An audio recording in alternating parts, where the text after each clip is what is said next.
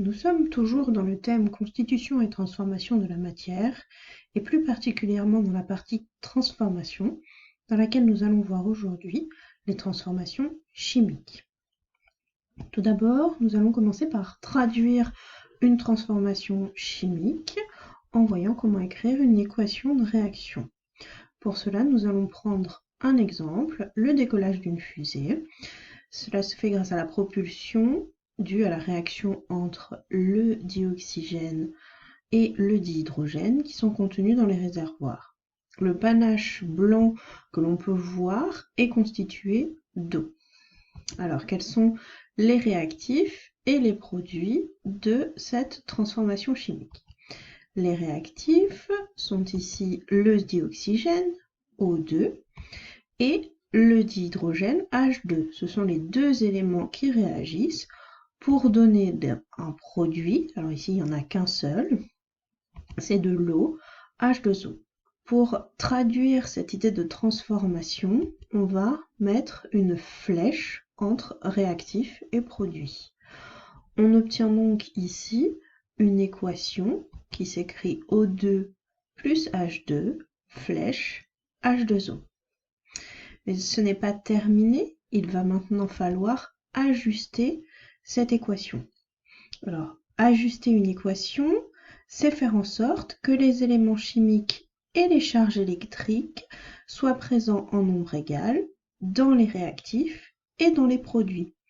Pour cela, on va utiliser des coefficients stoichiométriques. Revenons sur notre exemple, donc O2 plus H2 donne H2O. Commençons par nous intéresser à l'élément chimique H. Ici, dans les réactifs, il y a H2, cela veut donc dire qu'il y a 2 H. Passons maintenant aux produits. Dans les produits, on a H2O, cela veut donc dire qu'il y a également 2 H dans le produit. Donc a priori, l'élément hydrogène est déjà ajusté. Intéressons-nous maintenant à l'élément oxygène. Donc O2, il y a donc 2 oxygènes dans les réactifs. Et dans H2O, il n'y a qu'un seul oxygène. Il va donc falloir ajuster l'élément oxygène. Pour cela, on va placer un 2 devant H2O. Et ce 2, c'est ce que l'on appelle le coefficient stoichiométrique. On a donc maintenant 2 oxygènes présents dans les produits. Sauf qu'en rajoutant ce coefficient 2 devant H2O, on a également modifié le nombre d'hydrogènes. Puisque maintenant on a 2 fois H2O, ça veut dire H2O et H2O, donc 4 H en tout. Il va donc falloir ajuster les H au niveau des réactifs, et pour ce faire, on va également rajouter un coefficient stoichiométrique 2 ici devant le H2 des réactifs. Il ne nous reste plus qu'à vérifier si notre équation est ajustée. On commence par regarder l'élément oxygène. Dans les réactifs, il y en a 2. Il y en a également 2 dans les produits. L'oxygène est ajusté. Au niveau de l'hydrogène, dans les réactifs, on a 2 H2, on a donc 4 hydrogènes. Au niveau des produits, on a également 2 H2 puisqu'on a 2 H2O, on a donc aussi 4 hydrogènes. Notre équation est bien ajustée. On obtient donc O2 plus 2H2 donne 2H2O. Voyons maintenant d'autres exemples. Et on va commencer par s'intéresser à la combustion du butane. Alors, c'est la transformation qui se produit lorsque l'on utilise un briquet. Donc ici, on a une réaction entre du butane et le dioxygène de l'air. Et tout ça conduit à la formation de vapeur d'eau et de dioxyde de carbone. Donc encore une fois, nous allons chercher les réactifs et les produits. Donc les réactifs, c'est ce qui réagit. Donc ici, on a le butane, C4H10, qui réagit avec le dioxygène O2. Pour donner donc nos produits, qui sont ici de l'eau, H2O, et du dioxyde de carbone, CO2. On se retrouve donc avec l'équation C4H10 plus O2 donne H2O plus CO2. Ne nous reste plus qu'à ajuster cette équation. Alors, on va commencer par s'intéresser à l'élément carbone. Ici, dans les réactifs, on a 4 carbones. Dans les produits, il n'y a qu'un seul carbone. On va donc mettre un coefficient stoichiométrique 4 devant CO2 pour avoir 4 carbones également dans les produits. Passons maintenant à l'élément hydrogène. Dans les réactifs, on a ici 10 hydrogènes. Dans les produits, on a 2 hydrogènes dans H2O. On va donc rajouter un coefficient stoichiométrique 5 devant H2O, ce qui va nous donner donc 5 fois 2 hydrogènes, donc 10 hydrogènes. On a bien le même nombre d'hydrogènes dans les réactifs et dans les produits. Passons maintenant à l'élément oxygène. Dans les réactifs, il y a 2 oxygènes et dans les produits, il y a 5 oxygènes pour les 5 H2O plus 8 oxygènes pour les 4 CO2. On se retrouve donc avec 13 oxygènes au niveau des produits. Alors, on ne va pas pouvoir facilement rajouter un coefficient devant O2, puisque 13 étant un nombre impair, on ne peut pas trouver un nombre entier à mettre devant O2 pour obtenir 13. On peut donc rajouter, par exemple, 13 demi devant O2. Alors, d'une manière générale, on évite de mettre des fractions comme coefficient stoichiométrique. Donc, pour enlever cette fraction 13 demi, on va simplement multiplier tous les coefficients stoichiométriques par 2, ce qui va donc donner 2 C4H10 plus 13 O2, qui donne 10 H2O, plus 8 CO2. On se retrouve ainsi avec une équation dont tous les coefficients stoichiométriques sont des nombres entiers.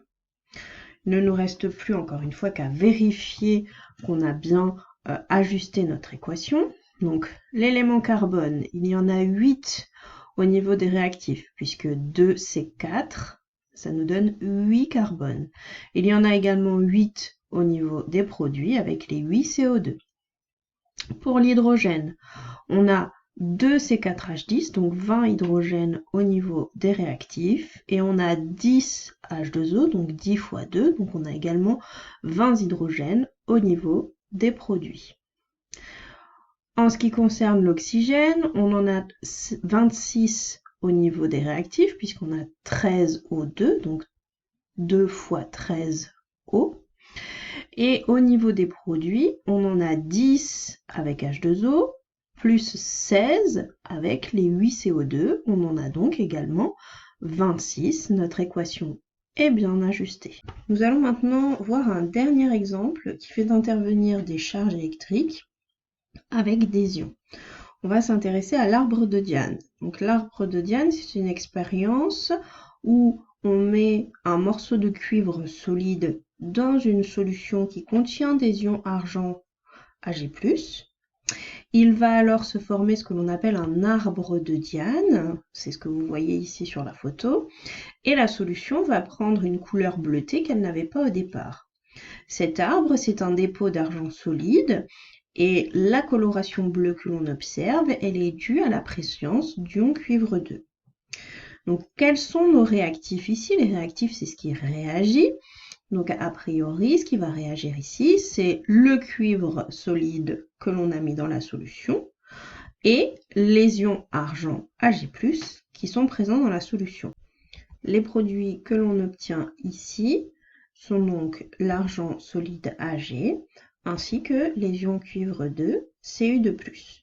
On a donc une équation, Cu plus Ag+, donne Ag plus Cu2+. Il ne nous reste plus encore une fois qu'à l'ajuster. Alors commençons par l'élément cuivre. Il y a un Cu dans les réactifs, il y a également un Cu dans les produits. L'élément cuivre est ajusté. Passons maintenant à l'élément argent. Il y a un Ag dans les réactifs et également un Ag dans les produits. L'élément argent est également ajusté pour le moment. Il ne nous reste plus qu'à regarder les charges électriques. Au niveau des réactifs, on a Ag+, on a donc une charge plus. Et au niveau des produits, on a Cu2+, on a donc deux charges plus.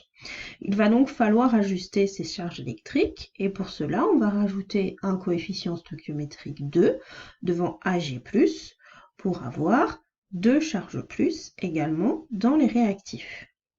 En faisant ça, on modifie le nombre d'éléments argent dans les réactifs. On a maintenant 2 fois l'élément argent dans les réactifs. Il va donc falloir ajuster l'argent au niveau des produits en rajoutant un coefficient stoichiométrique 2 devant Ag. On vérifie si notre équation est bien ajustée.